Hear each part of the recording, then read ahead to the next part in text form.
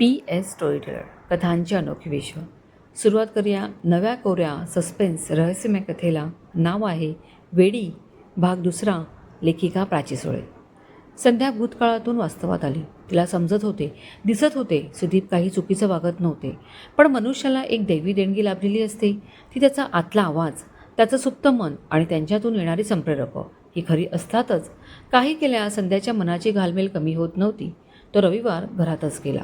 नाही म्हणायला संध्याकाळी सुदीप सचेतला फिरायला घेऊन बाहेर गेला. कथा पुढे सुरू. दिवस उजाडत होता आणि संपत होता. संध्या सुदीपचा संसार चालू होता.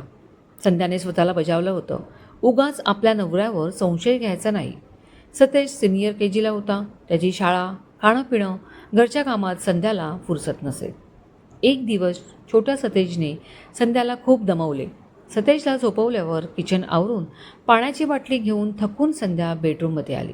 बाटली बेडवर ठेवली. सुदीप त्याचं कपाट उघडून दुसऱ्या दिवशी ऑफिसला कुठला शर्ट घालायचा ते बघत होता. त्याचं लक्ष संध्याकडे गेलं. खूपच थकलेली दिसत होती. काय गं, दमलेली दिसतेस, सुदीप बोलला. हो ना, आज या पठ्ठ्याने इतकं दमवलंय की विचारू नका. खायचं नाही की झोपायचं नाही हेच चालू होते. बरं बरं, तूही लवकर झोप आता. तू किचनची लाईट बंद करायला विसरलीस बघ. राहू दे, मी करून येतो, तू झोप, सुदीप बोलला. अहो बघा, थांबा, मी आले बंद करून.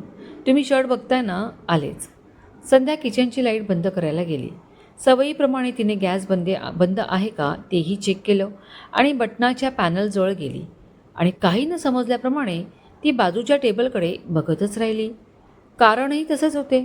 तिने जी पाण्याची बाटली आता बेडरूममध्ये ठेवली होती, ती पिवळ्या रंगाची बाटली तिथेच किचनमध्ये परत टेबलवर होती. असं कसं? मी स्वतः हातात घेऊन ती बाटली बेडरूममध्ये घेऊन गेली, मग इथे परत कशी आली? संध्या तशीच बेडरूममध्ये आली. सुदीपच्या हातात लाईट आकाशी रंगाचा छान शर्ट होता. संध्याला पाहून त्याने तिला दाखवत विचारले, संधू, डार्क ब्लू पॅन्टवर हा शर्ट छान जाईल ना? पण संध्याचे लक्ष कुठे होते? ती बेडवर नजर रोखून बघत होती. अगं काय गं, काय झाले? अशी काय बघतेस बेडला? सुदीपही भांबावला. अहो, आता मी पिवळ्या रंगाची पाण्याची बाटली आणली होती ना, मला चांगलं आठवतं आहे. पण किचनची लाईट चालू राहिली म्हणून बंद करायला गेली तर पाण्याची बाटली तिथेच टेबलवर होती. मला चांगलं आठवते, मी हातात घेतली होती, संध्या अविश्वासाने बघत बोलली. संध्या, थांब थांब आणि पॅनिक होऊ नकोस, हळू बोल. सतेज झोपलाय. पण मी पाहिले तुझ्या हातात पाण्याची बाटली नव्हती. तुझा हात रिकामा होता. हां, लाईट चालू राहिली होती जी तू बंद करायला गेलीस. पाण्याची बाटली घेतली असं वाटलं असेल, पण ती तिथेच राहिली. जाऊ दे ना, कशाला एवढा विचार करतेस? जा घेऊन ये आणि न विसरता लाईटही बंद कर, सुदीप समजूतदारपणे बोलला. संध्या परत किचनमध्ये गेली. ती बाटली तिथेच होती. तिने बाटली घेतली, लाईट बंद केली व बेडरूममध्ये आली. संध्या अस्वस्थ होती. तिला पक्क माहीत होते तिने पाण्याची बॉटल घेतली होती आणि ती तिने बेडवर ठेवली होती. काय होतंय हे आपल्याला? मध्येच डोक्यात गोंधळ का उडतोय? सुदीप म्हणतोय त्यांनी हातात पाहिली नाही बॉटल. खरंच फक्त भास झाला का की बॉटल हातात घेतली म्हणून? संध्या विचारात हरवली. संध्या, नको जास्त ताण घेऊस ग. वाटलं असेल तुला हातात घेतली म्हणून, नाहीतरी पाणी तूच आणतेस ना. एवढा त्रास नको करून घेऊस. क्षुल्लक गोष्ट आहे, उगाच मेंदूवर ताण येतो. सुदीपचं संध्या तिला समजून घेणं आणि समजावणेच काम चालू होतं. संध्याला स्वतःचीच लाज वाटली. हे काय चालू आहे आपल्यासोबत? हे मुद्दाम करतोय का आपण सुदीपची सिंपती मिळवायला? पण अशाने सिंपती तर मिळणार नाहीच. उगाच मानसिक रोगी असल्याचा ठपका पडेल. इतकी शिकलेली मी, पण हट्टाने घर सांभाळण्याचा निर्णय घेतला. सुदीपचा आग्रह होता की मी कामाला जावं, चांगलं राहावं. पैसा सेकंडरी गोष्ट होती. सुदीपसारखा हँडसम देखणा नवरा आहे आपला. मीही दिसायला काही कमी नाही. 50 जणीत उभं केलं तरी मीच उठून दिसेल. आणि आताशा काय काकूबाईसारखं वागते मी? साड्या काय नेसते, नसत्या शंका काय घेते, विड्यासारखं बोलते काय, विड्यासारखं. या शब्दावर संध्या अडखळली. खरंच आपल्या मेंदूत काही बिघाड झाला आहे का? की होतोय? किती सवय आपलं, अजून तिशीत आहोत आणि असं वेड्यासारखं. पुन्हा तोच शब्द, मी वेडी तर नाही ना होणार? संध्याला दरदरून घाम फुटला. नाही, वेडी हा शब्द आपल्यासाठी नाही आहेच. सगळं नीट होणार आणि असणार. संध्याने डोळ्यासमोर असलेल्या सुदीपकडे पाहिलं. तो शांत झोपला होता, चेहरा अगदी निरागस. त्यांच्या दोघांच्यामध्ये छोटासा तेज होता, तोही शांत झोपला होता. संध्याने डोळे बंद केले व झोपेची आळवणी करू लागली. बाबांच्या जाण्याने तिची आई खूप शॉकमध्ये होती. आईला एकटं घरी ठेवणं बरोबर नाही, म्हणून संध्या आईला स्वतःच्या घरी जबरदस्तीने घेऊन आली. सतेजकडे बघून तिचं दुःख जरा तरी कमी होईल ही भाबडी आशा होती तिची. वडिलांच्या अचानक जाण्याचं दुःख तिलाही खूप होते. फिटनेसच्या बाबतीत अति जागरूक असलेल्या आपल्या बाबांना हार्ट अटॅक येतोच कसा, आणि तोही इतका मॅसिव्ह की त्यांच्या आयुष्याची दोरी तुटावी. आईचं काय अवस्था होत असेल बिचारी तीच जाणे. संध्याकाळी संध्या आणि तिची आई टी व्ही पाहत बसल्या होत्या. सतेज खेळत होता. तो घरचा फोन वाजला आणि संध्याने फोन घेतला. संध्या, अगं मार्केटपर्यंत आलो आहे मी. घरी काही आणायचे आहे का? देवासाठी फुले घेतली आहेत. अजून काही लागलं का? म्हटलं म्हणून विचारून घ्यावे. पलीकडून सुदीप होता. नाही हो, सारं काही आहे. आता आई आहे त्यामुळे मी मार्केटला जाऊन मला जे हवे ते घेऊन येते. काही नको, तुम्ही या, संध्या बोलली. तिने फोन ठेवला. कमाल आहे, आज घरच्या फोनवर कॉल केला यांनी, विचार करत ती सोफ्यावर येऊन बसली. 1 मिनिट झाला नसेल तो दारावरची बेल वाजली. कोण आलं?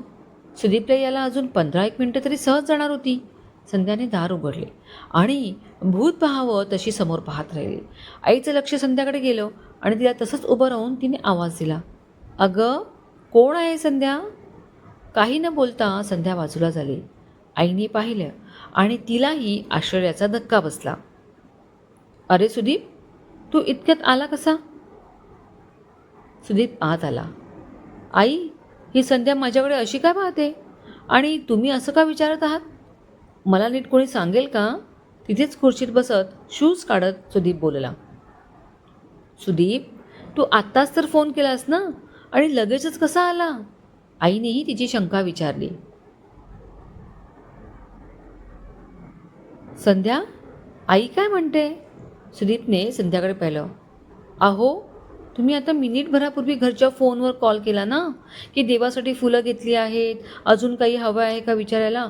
मार्केटमध्ये होता, किमान 15 मिनटं तरी लागतील घरी यायला. फोन ठेवून मी सोफ्यावर बसत नाही, तोच तुम्ही आलात. मग तो फोन कोणाचा होता? क्षणभर तिथे सन्नाटा झाला. कोणी काहीच बोललं नाही. पण सुदीपने परिस्थितीचा ताबा घेतला. त्याने दोघींना शांत केले. स्वतःच आत जाऊन पाणी घेऊन आला. ते प्याला. संध्या, तो नक्की फोन माझा होता? अहो, असं काय? मी तुमचा आवाज नाही का ओळखणार? बरं, मी काय बोललो? देवासाठी फुले घेतली. थांब, कुठे आहेत फुले माझ्याकडे सांग. फक्त टिफिन बॅग आहे आणि देवाची फुले तर मी कालच आणली आहेत. विसरलीस का? सुदीपच्या डोळ्यात आणि आवाजात थोडी कठोरता आली. दमून भागून तो आलेला. संध्या त्याला चहा पाणी विचारेल ते इथे भलतंच. फोन करायचा तर मोबाईलवर केला असता ना. तू इथे तिथे करत असणार, तुला धावायला नको म्हणून मी मोबाईल केला असता. सुदीपच्या आवाजात नाराजी होती. आताच्या संध्याला काय झाले कळतच नव्हते. संशय काय घेते, स्पष्टीकरण द्यावे लागते, विचित्र वागायला लागले. बाबा गेल्यापासून तू जास्तच एवढी पॉझिटिव्ह नव्हती. डोक्यावर परिणाम वगैरे होतोय की काय हिच्या? वेळ तर नाही ना लागले हिला. सुदीप नकळत विचारात हरवला. त्याचा सारा मूड गेला. तो उठणार तोच त्याचा मोबाईल वाजला. समीर कॉलिंग येत होते. काय रे समीर, बोल ना, सुदीप बोलला. सुद्या, अरे वहिनीनं काय झालंय? मी आता घरी फोन केला होता, तुझा फोन लागत नव्हता म्हणून आलाच का घरी बघायला केला. वहिनींनी उचलला तर काहीतरी विचित्र बोलत होत्या. आई आले ना, मी जाऊन येते पटकन मार्केटला, काही आणू नका. मला समजलेच नाही काय बोलावे ते. काही प्रॉब्लेम आहे का? विकासने काळजीपोटी विचारले आणि सुदीप खो खो हसत सुटला. झालं मॅटर सॉल्व. झालं रे बाबा, ती तुला मला समजली. अरे काही नाही, काही प्रॉब्लेम नाही. तू कशाला फोन लावला होतास ते सांग. सुदीप त्याला चूप करत बोलला. सुद्या, उद्या जनरल बॉडी मीटिंग आहे आणि तुझ्या प्रमोशनचं नक्की आहे असं विश्वसनीय खबर मिळाली आहे. त्यामुळे तुझं आत्ताच अभिनंदन करायला फोन केला होता. समीर बोलला. हो का? चहा मारी. माझ्या आधी बाकीच्यांना चांगली खबर लागते रे. पण काही हरकत नाही. असं असेल तर सगळ्यांना माझ्याकडून जय हिंदला उद्या पार्टी नक्की. सुदीपने हसून फोन कट केला. आई पाहिल्यात, माझ्या मित्राने समीरने फोन केला होता. मला प्रमोशन मिळण्याची कुणकुण लागली त्याला, म्हणून अभिनंदन करायला फोन केला. आणि संध्या पुढचं काही ऐकून न घेता त्याला मी समजली. मलाच आता कसं तरी वाटतंय. काय झालं आहे संध्याला? आई तुम्ही आला आहात ना, प्लीज जरा लक्ष द्या तिच्याकडे. नाराजीचा कटाक्ष संध्याकाळी टाकत सुदीप बेडरूमकडे निघून गेला. संध्याला खूप वाईट वाटले. तिच्या खांद्यावर आईचा हात आला. तिने साश्रू नयनांनी तिच्याकडे पाहिलं. आई काही कळत नाही आहे. मी चुकते की परिस्थिती तशी निर्माण होते. मी ह्यांचा आवाज कसा विसरू शकते? आणि मी अजूनही तेच सांगते, तो ह्यांचाच आवाज होता. ते किती नाराज होऊन गेले बघ. संध्याला हुंदका आला. शांत हो बाळा, होईल सगळं नीट. चल आपण जेवण गरम करायला घेऊया. त्याला भूक लागली असेल. मी सत्तूला भरवायला घेते. संध्याला शांत करत आई तिला किचनमध्ये घेऊन गेली.